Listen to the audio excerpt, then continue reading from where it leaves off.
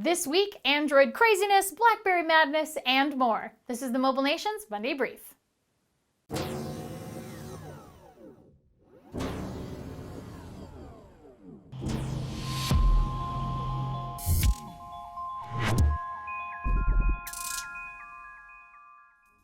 Greetings, mobile delegates. I'm Ashley Esqueda, and you're tuned in to the Mobile Nation's Monday Brief.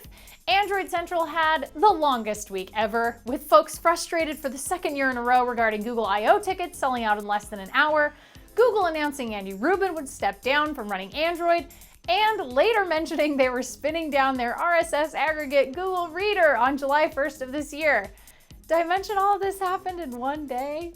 If that wasn't enough news for Android Central, Samsung held their Unpacked event in New York City, unveiling the highly anticipated Galaxy S4. And this is the really cool one, is the kind of finger hover, right? So you can see we're doing it here. You don't actually have to touch the screen. Now this works in a bunch of apps.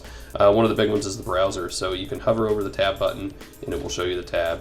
The other cool thing is gestures. So before you could tilt the phone to pan through a page and change tabs. Now you just kind of wave your hand around it. It's kind of in the early stages. It works okay, but not perfect. There's an Exynos 5 processor, a 13 megapixel camera, expandable memory, removable 2600 milliamp battery, a bunch of new S stuff, and Jelly Bean 4.2.2. You'll be able to get your hands on the Galaxy S4 this April on all 4 US carriers, and judging by Samsung's previous releases, loads of international carriers will follow very quickly after that. Head over to AndroidCentral.com to check out all things SGS4. CrackBerry had a really busy week last week too, with WhatsApp Messenger officially launching on BlackBerry World, Verizon BlackBerry Z10 pre-orders spinning up, and the beautiful new CrackBerry.com design getting loads of love from all of you viewers. But the biggest news of the week was a press release from BlackBerry announcing they had received their largest single order purchase ever. An unnamed company has apparently put in an order for 1 million BlackBerry 10 smartphones, and shipments are starting immediately. That's a lot of confidence in what BlackBerry is selling, and it's great news for BB10 and all the developers working hard to bring more apps to the platform. There's no word on who officially purchased the phones, but if I had to guess, I would go with Kevin. Before you naysayers start laying into me, let's just look at this logically. First off, this is the same guy who bought a $500 clock app on BB7. And second, he's been known to do wild and crazy things in his support of BlackBerry. Too far-fetched? I don't think so. To check out the new look of the site, read more about WhatsApp, learn how to pre-order your Verizon Z10, or ask Kevin where he'll be storing those million BB10 phones, head over to crackberry.com.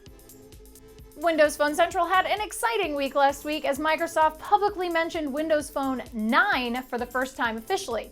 Both a job posting and an employee post mention Windows Phone 9 specifically by name, so it seems Microsoft is ramping up development on the next big software update for Windows Phone. It's pretty interesting to note, though, that the employee post makes no mention of hardware testing for Samsung, even though he mentions HTC, Qualcomm, and Nokia by name. We're not quite sure how or if Windows Phone 9 is related to Blue, the software codename mentioned last holiday season, but we can say that the job listing mentions deployment of both XAPP and XAPP files to Windows Phone 9. Now that would suggest Microsoft is looking to unify or at least improve their phone and tablet OSs. That move would be a very good thing for Windows Phone developers and folks hoping to see some more synergy between Win phones and RT tablets. Oh, and in case you're wondering, all Windows Phone 8 devices are, in fact, expected to be fully upgradable to Windows Phone 9. Danny and the WPCentral crew are pretty confident this is a sign Microsoft's moving in the right direction, so keep up with any new developments on WPCentral.com. iMore's Renee Ritchie commented this week on Apple's iPhone 5S problem. It's an interesting read, and Renee delves into the conundrum Apple's sort of found themselves in recently. You see, Renee thinks the general perception and expectation of a yearly update cycle has become problematic for the folks up in Cupertino.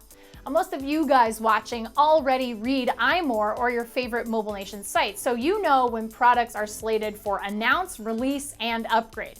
Casual consumers, on the other hand, usually don't tend to know about these things, which is why their deep knowledge of Apple upgrade cycles is a little bit of a problem, because now they stop purchasing phones right before new ones get announced, just like you do. On the manufacturer side, competitors are able to predict those upgrade cycles, and they end up launching hardware a little bit after the previous iteration the iPhone releases, so that it seems a little bit old, but the new one is too far away for consumer buzz to hit a fever pitch. That doesn't mean Apple's in trouble, though. In fact, Renee points out Apple's already starting to make moves to solve this issue. But overall, it's an interesting look at how a regular release cycle can actually hurt a company rather than help it. It's a really good read, so head over to iMore.com and check it out. That's it for your Mobile Nations Monday Brief. You can subscribe to our YouTube channel at youtube.com/mobilenations. Check out our dazzling and informative podcasts at mobilenations.com/shows. And you can follow me on Twitter at Ashley Esqueda. Nations, you have been briefed.